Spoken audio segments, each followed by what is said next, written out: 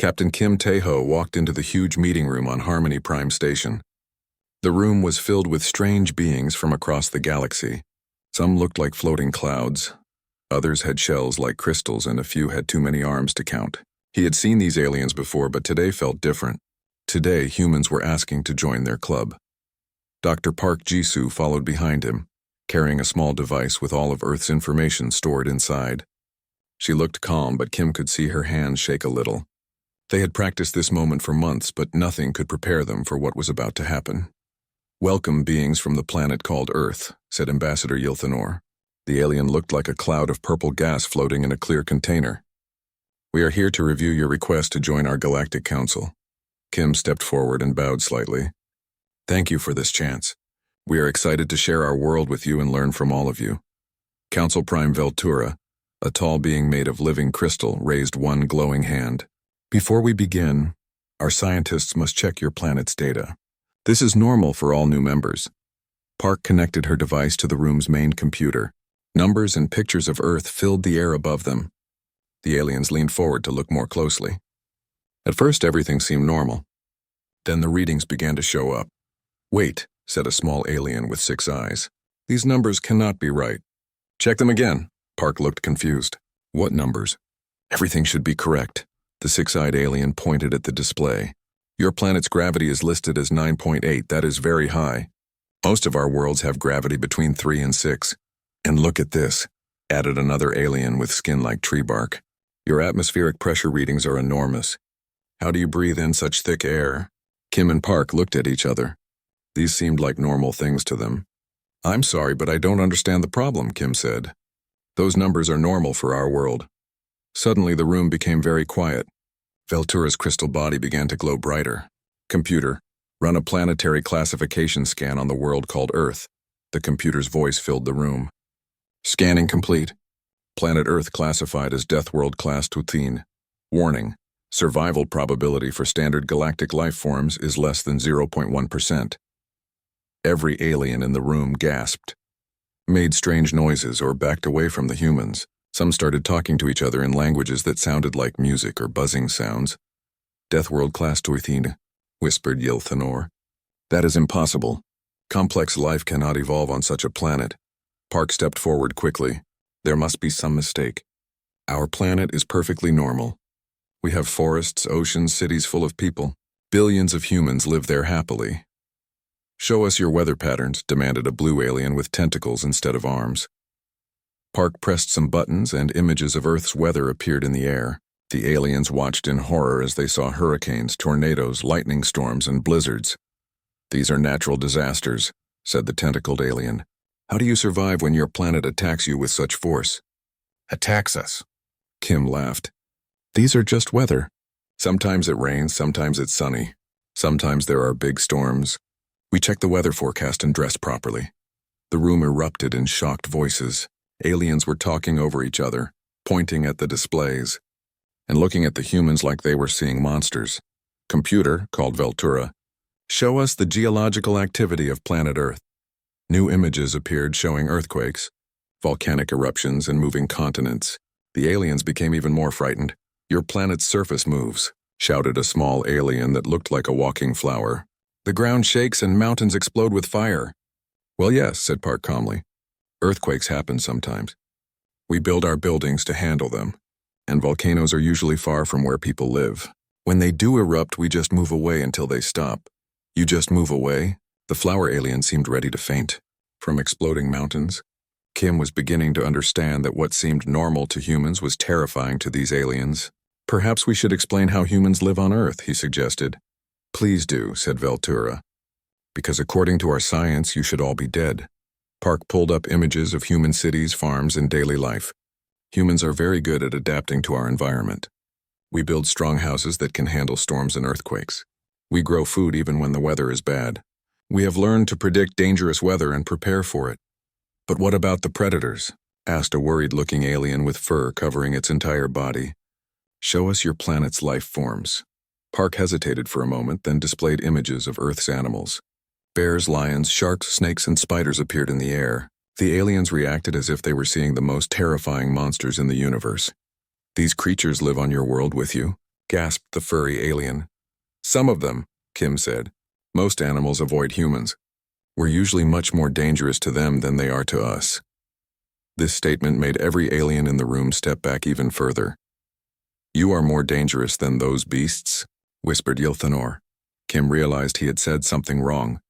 I mean, humans are smart. We use tools and work together. Host animals are afraid of us because we're not easy prey. The room fell silent again. The aliens were all staring at the two humans with wide eyes, multiple eyes or whatever they used to see. Finally, Veltura spoke. We need time to discuss this. In all our years of exploring the galaxy, we have never encountered a species that evolved on a Deathworld, let alone one classified as Class 2. We thought it was impossible, but we're here, said Park simply. We exist. We built spaceships and traveled across the stars to meet you. Doesn't that prove it's possible? That, said Veltura, is exactly what frightens us. The Council Prime's crystal body dimmed as she thought. We will need to send a research team to your world to study how you survive. Until then, this session is postponed. As the aliens began to leave the room, Kim could hear them talking in their strange languages. Some sounded scared, others curious, and a few seemed excited. He and Park were left alone in the huge meeting room. That didn't go as planned, Park said quietly. No, Kim agreed. I think we just scared the entire galaxy. Neither of them understood yet that this was only the beginning. The news that humans had evolved on a Deathworld would soon spread across every corner of galactic civilization, changing everything forever. 3 weeks after the shocking meeting, a research ship arrived at Earth. The aliens inside were wearing the strongest protective suits their technology could make.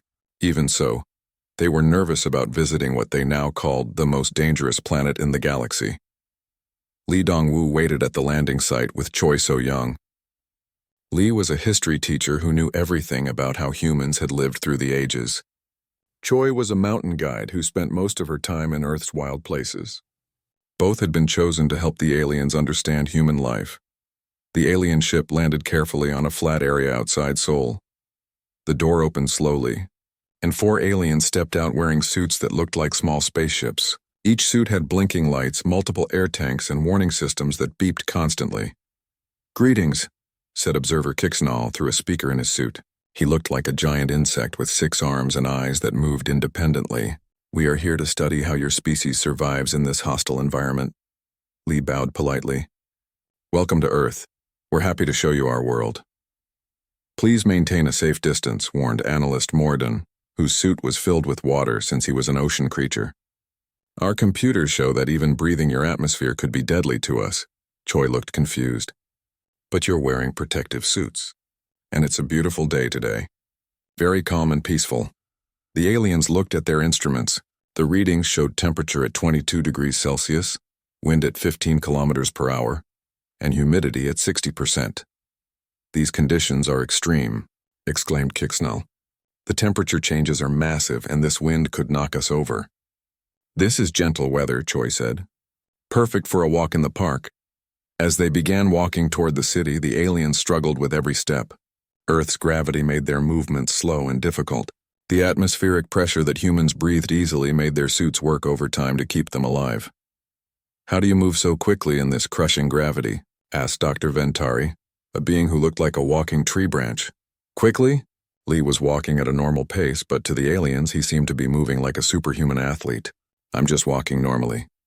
They reached a small park where children were playing soccer. The aliens stopped and stared in amazement. The children were running, jumping, and kicking a ball around like it was the easiest thing in the world. Those small humans are performing incredible athletic feats, whispered Morden. Look how they leap through the air and land without injury. They're just kids playing, Choi laughed.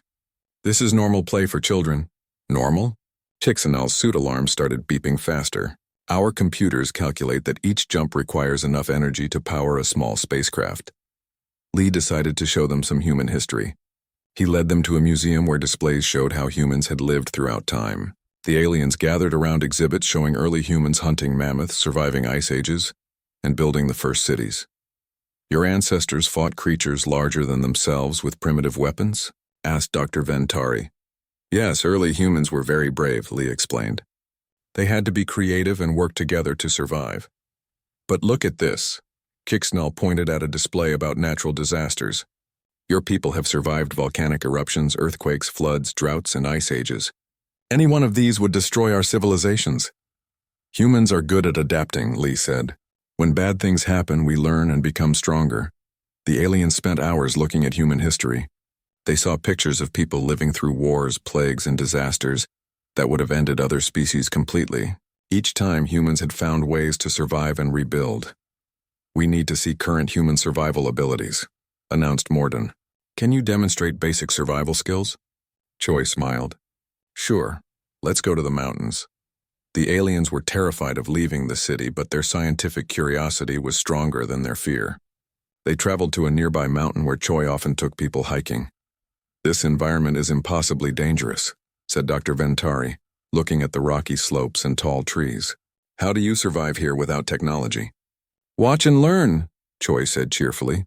She showed them how to find clean water in a stream, how to identify edible plants, and how to make fire with just sticks and dry grass. To the aliens, each of these skills seemed like magic. You created combustion using only natural materials. Kicksnell was amazed.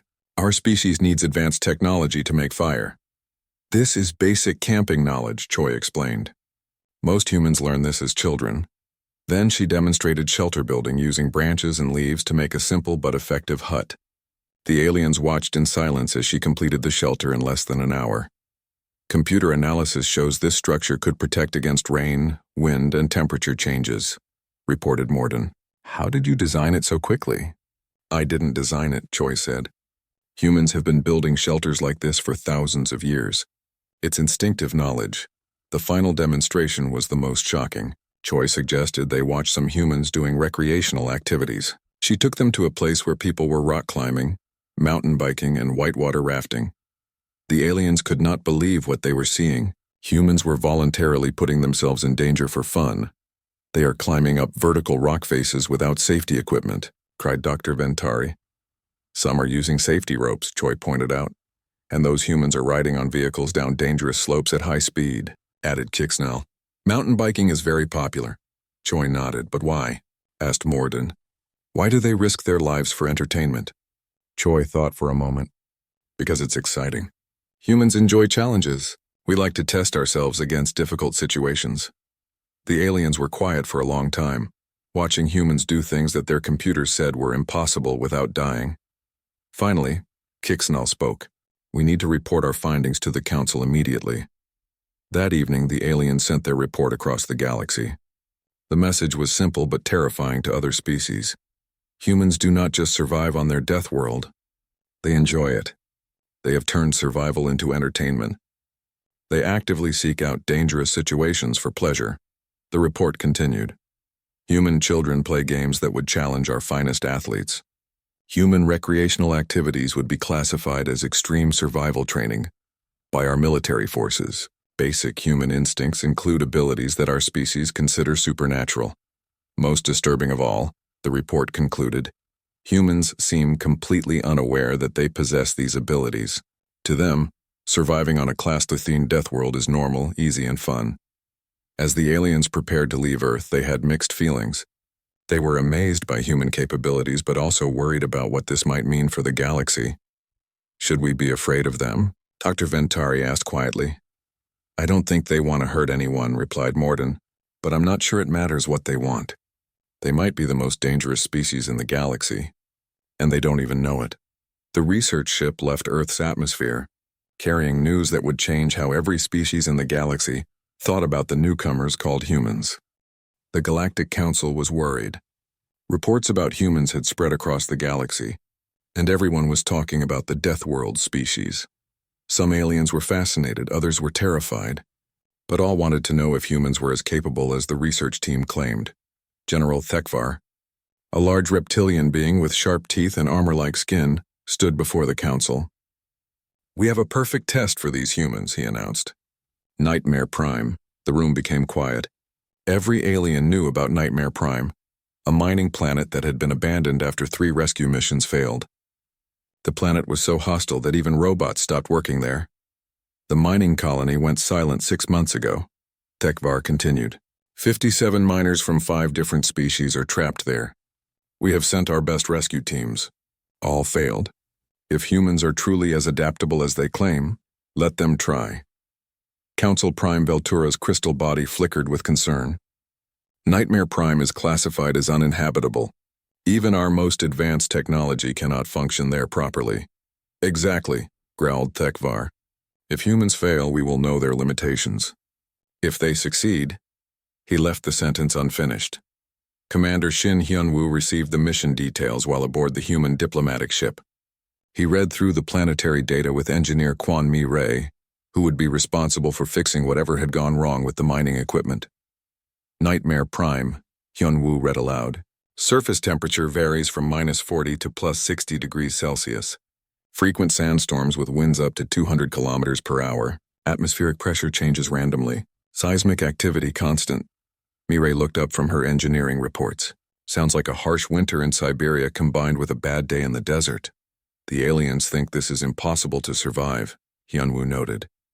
3 different species have failed to rescue the miners. What kind of equipment did they use? Mi-rae asked. Hyun-woo scrolled through the reports. The first team used environmental suits and heavy machinery. The suits failed when the temperature changed too quickly. The second team tried using robots, but the electrical storms fried their circuits. The third team brought a fully enclosed base, but it was destroyed by a sandstorm. Mi-rae nodded thoughtfully. They were trying to fight the environment instead of working with it. Classic mistake. The human rescue ship arrived at Nightmare Prime 2 days later. Hyun-woo had brought only 5 people. Mi-rae, 2 technicians named Park Jae-min and Kim So-ra, and a communications expert called Lee Min-ho. As their ship entered the planet's atmosphere, alarms started ringing. The ship shook violently as winds buffeted it from all directions. This is normal turbulence for a planet like this, announced their pilot calmly. Landing in 30 seconds. The aliens monitoring the mission from their safe distance were amazed that the human ship even survived the landing. Previous alien vessels had been damaged just entering the atmosphere. The humans stepped out of their ship wearing simple environmental suits that looked primitive compared to alien technology. The suits were flexible, lightweight, and seemed almost casual.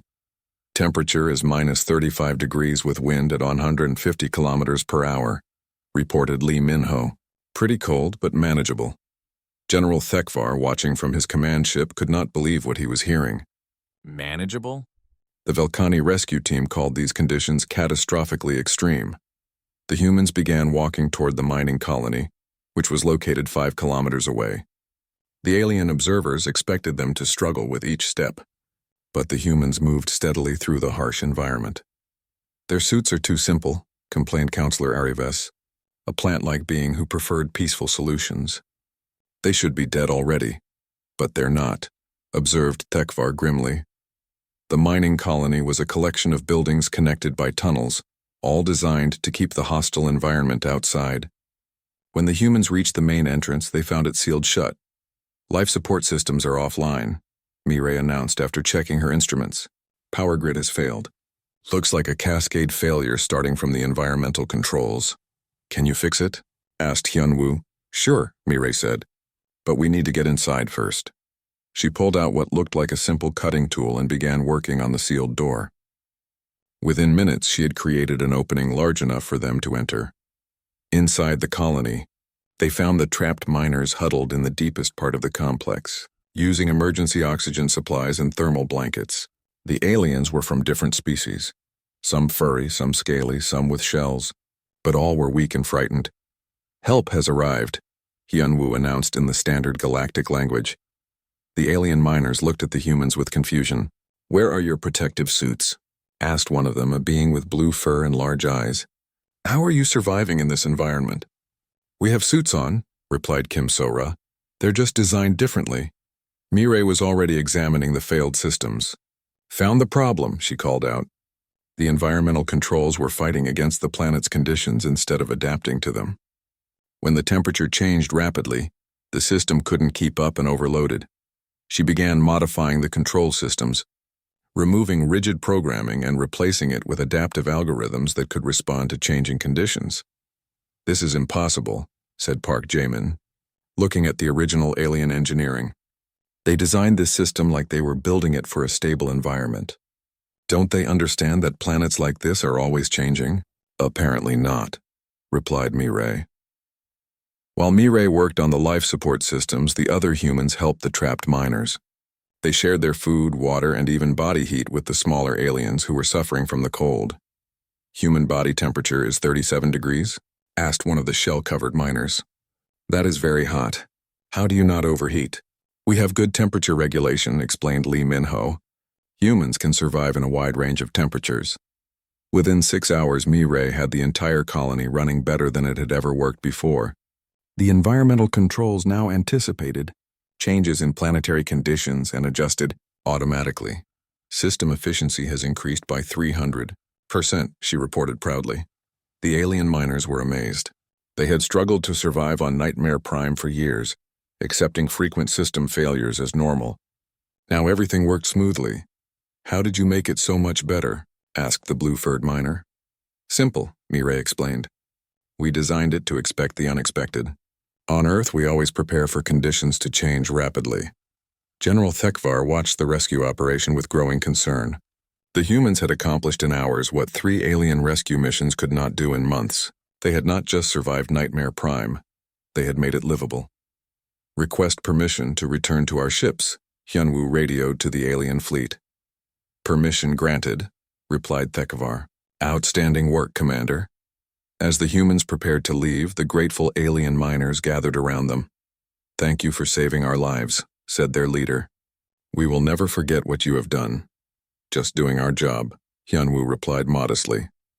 After the humans left, Thekvar called an emergency meeting with the other alien commanders. We need to discuss what we just witnessed, he said. The humans completed an impossible rescue mission like it was routine maintenance.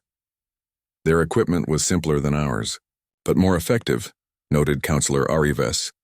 And they seemed to enjoy the challenge, added another observer. They were not afraid of the hostile environment. Thekvar nodded grimly. We have tested them and they have passed beyond our highest expectations. The question now is, what do we do with a species that can thrive anywhere in the galaxy? The answer to that question would reshape interstellar civilization forever. News of the Nightmare Prime rescue spread across the galaxy faster than light-speed communication could carry it. Every species, every world, every space station buzzed with stories about the humans who had made the impossible look easy.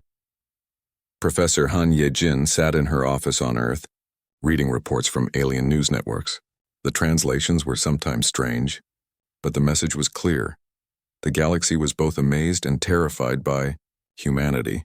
Deathworld demons save 57 lives, read one headline from the Velkani News. Service, impossible species solves unsolvable problem, announced another from the Crystalline Shardai networks. Should we fear the survivors? From the Killing Planet, asked a more worried report from the pacifist Gentle Worlds Alliance. A communication request came through from the Galactic Council. Professor Han accepted it, and suddenly her office was filled with holographic images of alien representatives from across the known galaxy. Professor Han, said Council Prime Veltura, we need to understand your species better. The rescue at Nightmare Prime has raised many questions. I'm happy to help, Han replied. What would you like to know? Elder Zephyros, an ancient being made of pure energy, spoke in a voice like distant thunder. We have searched our oldest records. There are legends of species like yours, beings from worlds so hostile that they become unstoppable. Some became protectors of the galaxy, others became destroyers. Which are you? Asked Ambassador Nimbara, whose insect-like features twitched nervously. Han thought carefully before answering. That depends on what the galaxy needs us to be. This answer did not comfort the aliens. Explain human philosophy to us, requested Veltura. How do your people think about survival and conflict? Han activated a presentation she had prepared for this moment. Images of human history appeared in the shared space, not the violent parts but the cooperative ones. Humans learned early that survival requires working together, she began. Our difficult world taught us that no individual can survive alone. We developed strong social bonds and the ability to cooperate with strangers. She showed images of humans helping each other during natural disasters, sharing resources during famines, and building communities in harsh environments. When earthquakes destroy our cities, we rebuild them stronger, When floods come, we work together to save everyone we can. When storms threaten, we share our shelters with neighbors and strangers alike. But you also fight wars, pointed out Nimbara suspiciously. Yes, Han admitted. Sometimes cooperation fails and groups of humans come into conflict. But even our wars follow rules. We have concepts of honor, protection of civilians, and care for prisoners. Your wars have rules, asked Elder Zephyros with surprise. Most human conflicts do. We believe that even in war, there are right and wrong ways to behave. Destroying your enemy completely is usually considered wrong. The goal is to stop the conflict, not to eliminate the other side. Captain Oh Sungmin joined the conversation from his exploration ship on the edge of the galaxy.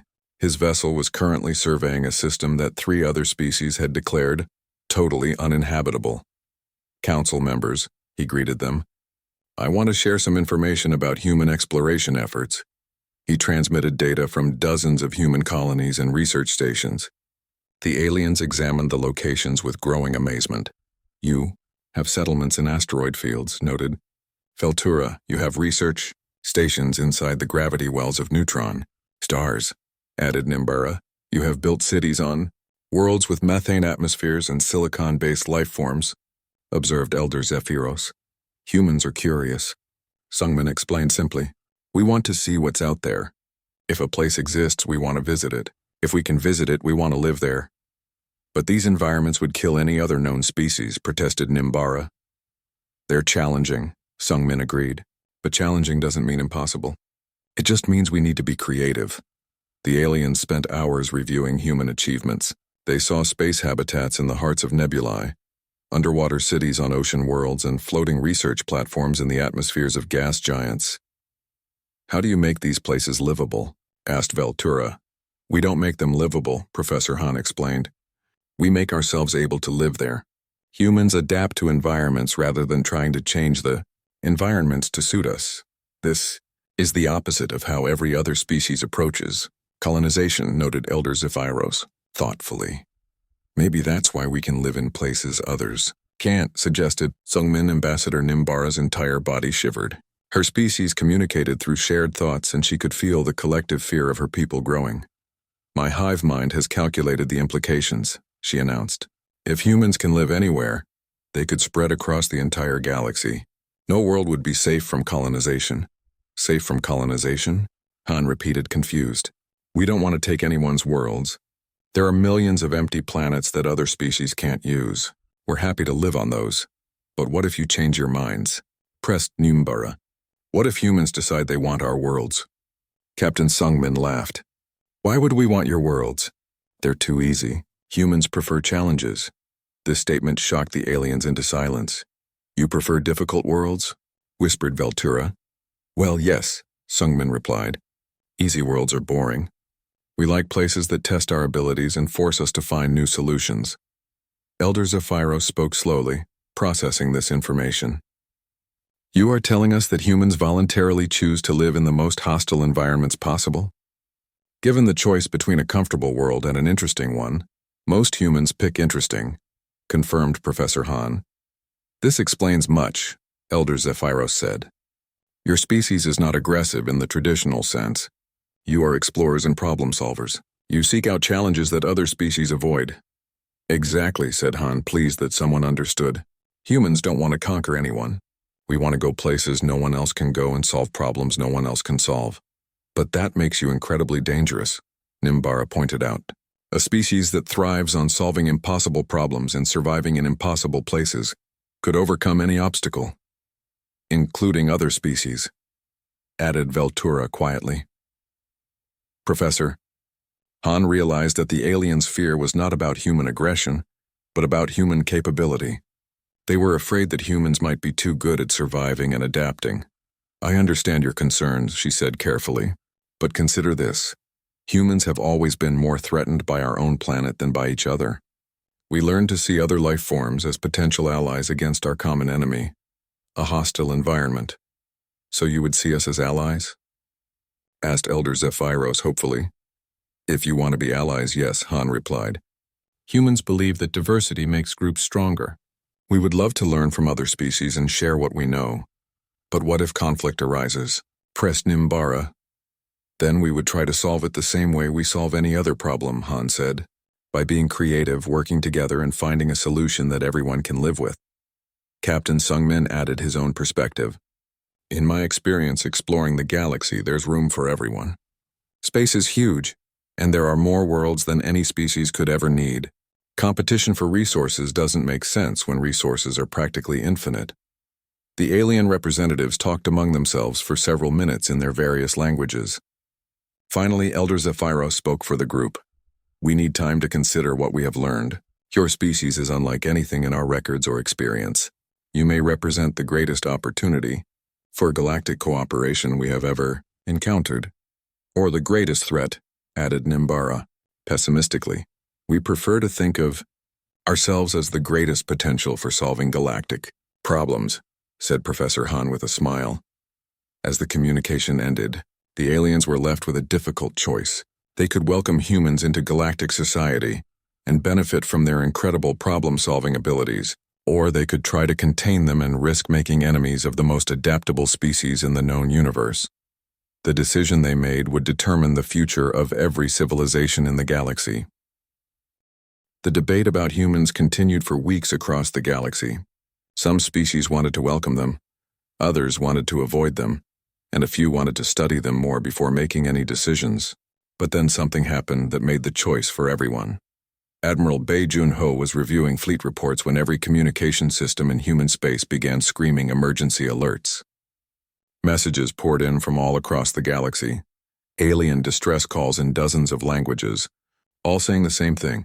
Something was destroying entire worlds. Sir, called his communications officer, we're receiving a priority message from the Galactic Council. The holographic image of Council Prime Veltura appeared, her crystal body flickering with panic. Admiral Bai, we need immediate human assistance. An ancient automated defense system has awakened. It's sterilizing inhabited worlds. How ancient? Bai asked, studying tactical displays as his staff gathered around him. Over 1 million years old, Veltura replied. It was built by a species that died out long before any of us reached space. The system believes all current life forms are contamination that must be removed. More reports streamed in. The automated system consisted of massive ships that appeared without warning, scanned planets for life, and then used weapons that turned living worlds into sterile rocks. 3 inhabited systems had already been destroyed. What have you tried so far? Bai inquired. Everything, Veltura said desperately. Our most powerful weapons cannot damage the ancient ships.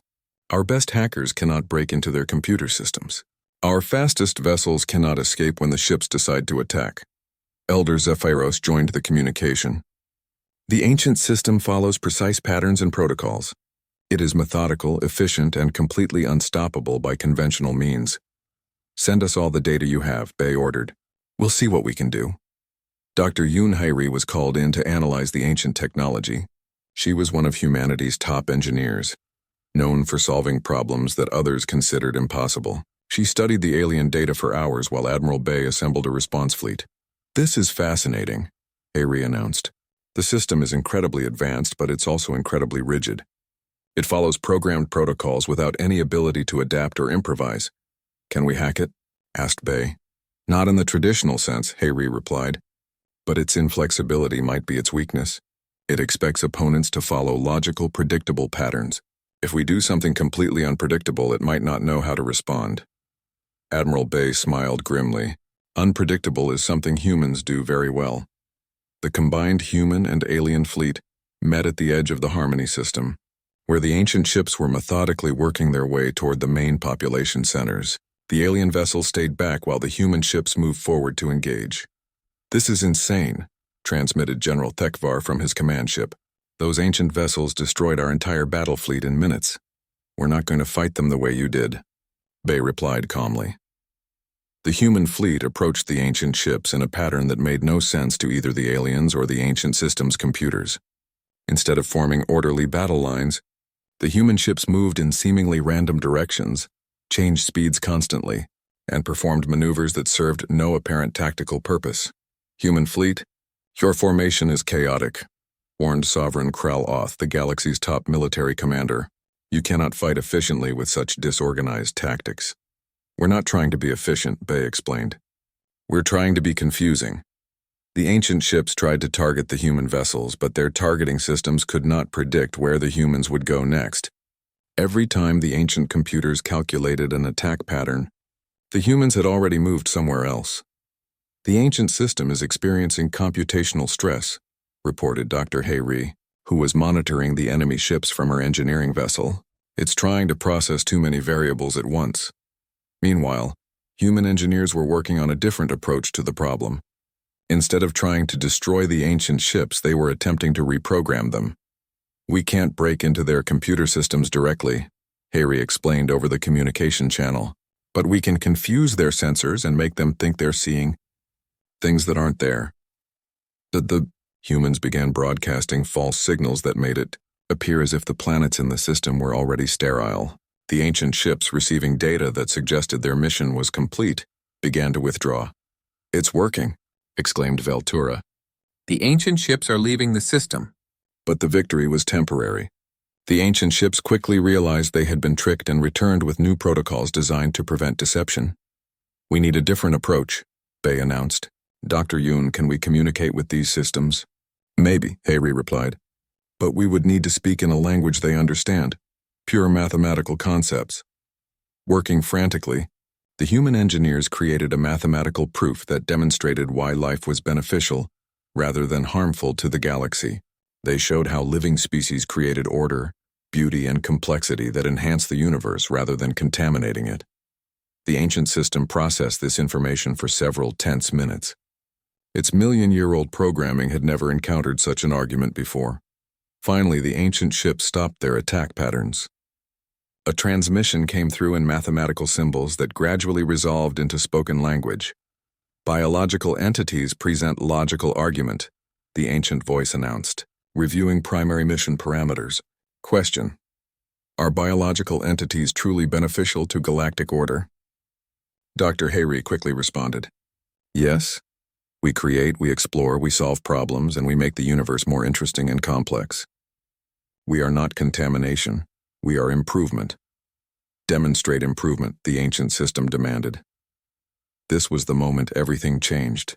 Instead of trying to destroy or trick the ancient system, the humans offered to work with it. "We can help you update your mission parameters," Hayri suggested. "You were designed to protect the galaxy. We can show you new ways to do that which don't require destroying life." Over the following days, human engineers worked alongside the ancient AI system to reprogram its understanding of life and civilization. They showed it how biological species could serve as the galaxy's immune system, adapting to new threats and solving problems that rigid systems could not handle. The ancient system, after a million years of sterile solitude, found itself fascinated by the concept of cooperation between artificial and biological intelligence. Biological entities demonstrate unexpected computational capabilities, it announced. Proposal accepted. Mission parameters updated. New directive: protect and assist biological civilizations. The crisis was over, but its resolution had changed everything. The collective mind, representing the galaxy's artificial intelligences, formally requested human consultation on bridging the gap between organic and synthetic thought. "Your species has accomplished something we considered impossible," admitted Sovereign Kraloth. "You turned our greatest enemy into an ally through communication and cooperation." Admiral Bay was invited to address the full Galactic Council. Representatives from hundreds of species gathered to hear his words. "The ancient system was never really our enemy," he explained. "It was just following outdated programming. Like any intelligence, it could learn and change when given new information." "But how did you know it would listen?" asked Counselor Arrives. "We didn't," Bay admitted.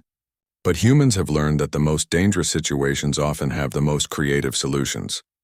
Our difficult world taught us to try impossible things when normal solutions don't work." Elder Zephyros spoke for the assembled delegates. "The Galactic Council formally recognizes humanity as our 48th member species. But more than that, we designate humans as our primary crisis response specialists." "What does that mean?" asked Bay. "It means," replied Veltura, "that when the impossible needs to become possible, we call humans." In the months that followed, human colonies spread to worlds that had been considered uninhabitable. But these were not conquests. They were rescue missions.